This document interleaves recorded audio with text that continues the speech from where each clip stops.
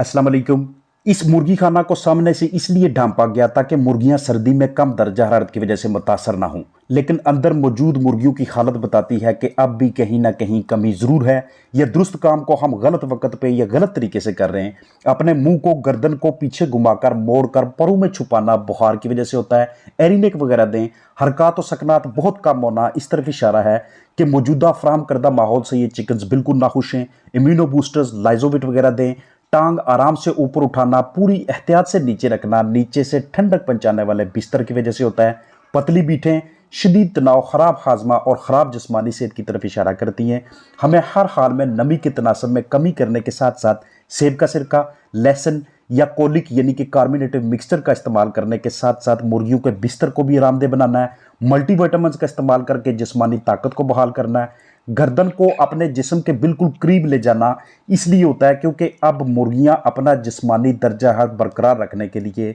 खुद अपनी मदद आपके तहत चल रही हैं। उन्हें फार्मर की जानब से मुकम्मल तौर पर तावन दस्तयाब नहीं है। इस तरह से आंखें भी उस वक्त ज़्यादा मिकदार में शिद्दत से ख़राब होना शुरू हो जाती हैं जिस वक्त आपकी मैनेजमेंट अंदर किसी वजह से ख़राब होती है। इस सूरत हाल से बचाने के लिए आपने अपने चिकन्स के लिए वहाँ पे मौजूद जो ह्यूमिडिटी का लेवल है वो 65 से 75% के दरमियान रखना है। ये बाहर की जानब आप सर्दी से बचाव के लिए इस तरह के इकदाम करते हैं, आप बिल्कुल ठीक कर रहे होते हैं,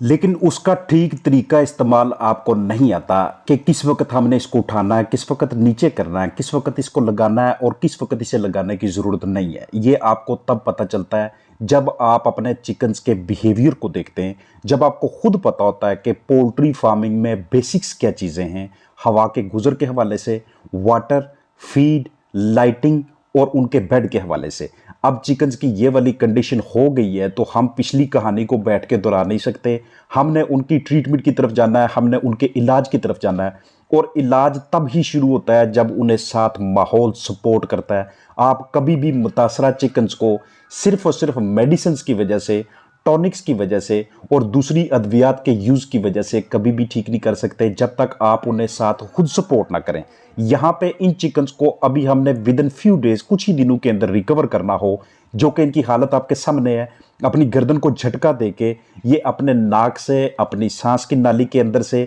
उस रेशा को, उस रतूबत को बाहर निकालने की कोशिश कर रहे हैं जो इनके सांस लेने के अमल में इनके लिए बहुत बड़ी रुकावट है और मसलसल इन्हें तनाव में डाला हुआ उसने। ना सही तरह से फीड की तरफ जा पा रहे हैं, ना सही तरह से पानी की तरफ जा पा रहे हैं, ना ही वेट गेन हो रहा है, बल्कि मजीद उनकी इम्यूनिटी, उनकी क़ुव्वत मदाफ़त नीचे की जानब आती जा रही है। बीच में चिकन्स आपको इस तरह के भी नज़र आ रहे हैं कि जिनकी आइज़ काफ़ी ज़्यादा ख़राब है। तो इसकी ट्रीटमेंट का आगाज़ सबसे पहले होना है वेंटिलेशन के इम्प्रूव करने से। हवा का गुजर दिन के इन औकात में आप पर्दों को कभी भी ऊपर नहीं रख सकते।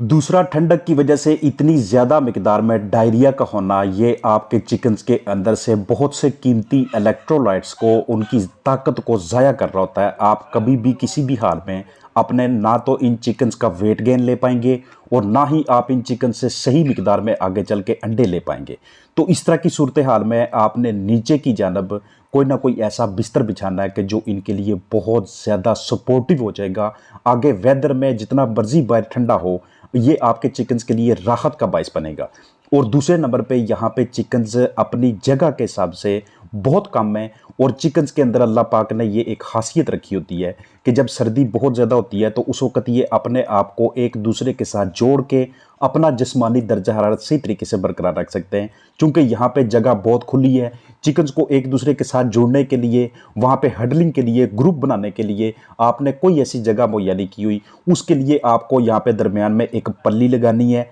एक पार्टीशन लगानी है और चिकन्स को अपनी जगह के हिसाब से आपने तंग जगह पे रखना है। तंग जगह से मुराद ये है कि जगह किसी भी सूरत में 1.5 स्क्वायर फुट से नीचे नहीं आनी चाहिए ताकि चिकन्स अपना जिस्मानी दर्जा हरारत मेंटेन कर सकें। ये नीचे की जानब से बहुत ज़्यादा बरादा ख़राब होने की वजह से, ठंडक की वजह से इनके पंजों के अतराफ में रोड़ियाँ भी बनना शुरू हो गई हैं। यही वो स्ट्रेस है, यही वो तनाव है जो सबसे पहले आपके चिकन्स को मुतासर करता है। इस चिकन को अलहदा करके किसी आरामदेह माहौल में गर्म जगह पे रख के इसको मल्टीविटामिन देने की ज़रूरत है। जैसे ही ये बेचारा अपना जिस्मानी दर्जा हरारत बरकरार करने के काबिल हो जाएगा, उसके बाद फीडिंग की जानब भी आएगा, वाटरिंग की जानब भी आएगा। आप इनको बुखार के सिरप के तौर पे या तो एरिनेक या ब्रूफिन या कोई दूसरे बुखार के सिरप्स जो हम अपने लिए, अपने बच्चों के लिए इस्तेमाल करते हैं, वो इनमें भी यूज़ करके इनको अफाकत ला सकते हैं, इनको आराम की जानब ला सकते हैं। अब इससे होगा क्या कि दिन ब दिन जैसे ही और ज़्यादा शिद्दत बढ़ती जाएगी सर्दी की, इनकी इस ख़राब हालत में इजाफा ही होता जाएगा,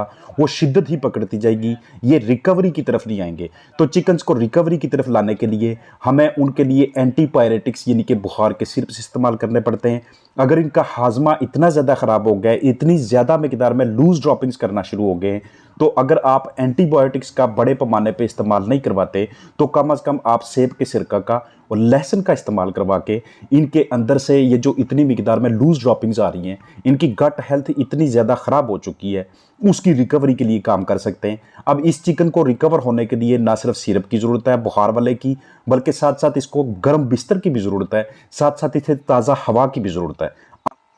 इस बर्ड की सामने आंख में मौजूद रेशा को निकालना है। सबसे पहले उसको निकालने के बाद आपने उसमें पॉलीफेक्स, आप्टाक्लोर, कैनामाइसिन या इस तरह की कोई दूसरी एंटीबायोटिक क्रीम का इस्तेमाल करना है। और इस हाउस के बाहर की जानब ये जो मौजूद पर्दे इस तरह से इंस्टॉल किए हुए, इनको दिन के औकात में नीचे करना या ऊपर करना ताकि हवा वहाँ से गुजर सके। हम क्यों अपने चिकन्स को एक जगह पे कैद करके उनको मुकम्मल तौर पे ढांप के रख देते हैं, ताकि हम शाम को आके मज़ीद देखेंगे कि वहाँ पे क्या सूरत हाल है। अंदर ऐसे डस्ट बनी होगी, इस तरह से चिकन्स की कंडीशन होगी, तो ज़ाहिर सी बात है आपको आंखों के मसाइल भी नज़र आएंगे, सांस के भी, नज़ला, ज़ुकाम, छींकें, बुखार वाली अलामात भी उनके अंदर नज़र आएंगी। इसलिए अपने चिकन्स को इस मौसम में, इस वेदर में बेहतरीन तरीके से सपोर्ट करने के लिए एक तो आपके पास ये वाली मेडिसिन दस्तियाब होनी चाहिए। अगर आप सर्दियों के आगाज़ से ही या अब भी आपके पास टाइम है, आप उन्हें कोई एंटीबायोटिक का, डॉक्सीसाइक्लिन का, एरिथ्रोसिन का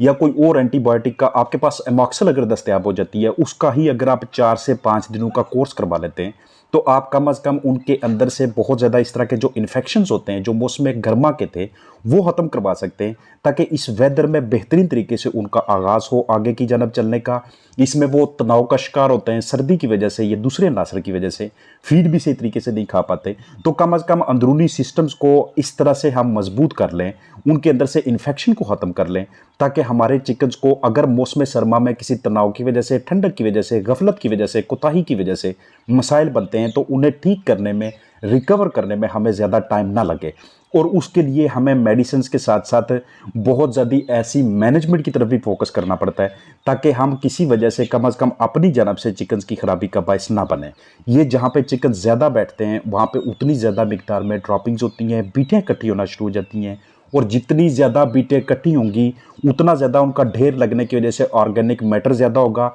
उतनी अमोनिया गैस ज़्यादा होगी। थोड़ी सी भी आपको जगह दस्तयाब हो जाए कि आप कुछ मिनट्स के लिए चिकन्स को बाहर ले जा सकें, तो पीछे की जानब वाली जगह को मुकम्मल तौर पे खुला छोड़ दें, हवा फिरने दें उसके अंदर, और उसमें आप पंजी वगैरह का भी यूज़ करें। जब भी किसी वजह से आपके चिकन्स मुतासर हों, चाहे नज़ला हो, ज़ुकाम हो, खांसी हो, छींकू की वजह से बुखार हो या सांस के कोई मसाइल बनना शुरू हो जाएं, तो उस वक्त आपने अपने चिकन्स की ताकत को बहाल करने के लिए कम अज़ कम अपने पास मल्टीविटामिन्स का कोई ऐसा अमेज़ा दस्तयाब रखना है कि जिसको हम फिल फोर इस्तेमाल कर सकें, ताकि जिस्मानी खुलिये जो डैमेज होते जा रहे हैं, अंदरूनी सिस्टम्स जिसमें इन्फेक्शन बढ़ता जा रहा है, जरसूमों की, वर्म्स की बहुत ज़्यादा तादाद बढ़ती जा रही है, उसको फौरी तौर पे कम किया जा सके। ख़ास तौर पे इस वेदर में आपके चिकन्स के अंदर वर्म्स का, तफेलियों का आ जाना, ये भी आपके ख़राब लीटर की वजह से होता है, तो उसके लिए जेंटल सिरप का इस्तेमाल करना या फिर कोई दूसरा डिवर्मर, लेवामिसोल वगैरह, इसका यूज़ करना ये भी रिकमेंडेड होता है। लेकिन उससे पहले आपकी मैनेजमेंट है, इस तरह के तमाम चिकन्स को फौरी तौर पे अलग कर दे जो बहुत ज़्यादा मुतासर हैं, क्योंकि अब उनकी वजह से ये इन्फेक्शन बाकी दूसरे चिकन्स में भी फैलता जाएगा,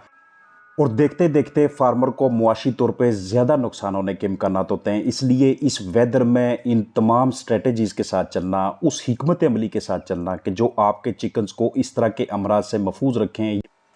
इस सिलसिले में सेब का सिरका ना सिर्फ आपके चिकन्स की गट हेल्थ को बेहतर रखेगा, आंतों की सेहत को, निज़ाम इन्हज़ाम को, उनके अंदर से कीड़े निकालने के लिए, उनमें भूख में इजाफा करने के लिए, उनके मेटाबॉलिज्म को ठीक करने के लिए, उसके साथ साथ लहसुन का और कोलिक का यानी कार्मिनेटिव मिक्सचर का इस्तेमाल करना, ये आपके बर्ड्स के लिए इस वेदर में बहुत ही बेहतरीन किस्म का एक टॉनिक होता है, बेहतरीन किस्म की मेडिसिन है। इसलिए आपको रिकमेंड किया जाता है कि आप अमले तनफ़्फ़ुस की ख़राबी के हवाले से और मौसम सरमा में इस तरह के मसाइल के हवाले से अपने चिकन्स को रिकवर करने के लिए इन चीज़ों का, इन बूस्टर्स का, इन मेडिसिन का लाजमी तौर पे यूज़ करें। साथ आपने मैनेजमेंट में उस तरह से तब्दीली लेके आनी है जैसे डॉक्टर अरशद वेटनरी क्लिनिक की वीडियोज़ में आपके साथ तमाम मैनेजमेंट शेयर की जाती है। अपना ख्याल रखिएगा। अस्सलाम वालेकुम वरहमतुल्लाहि वबरकातुहू।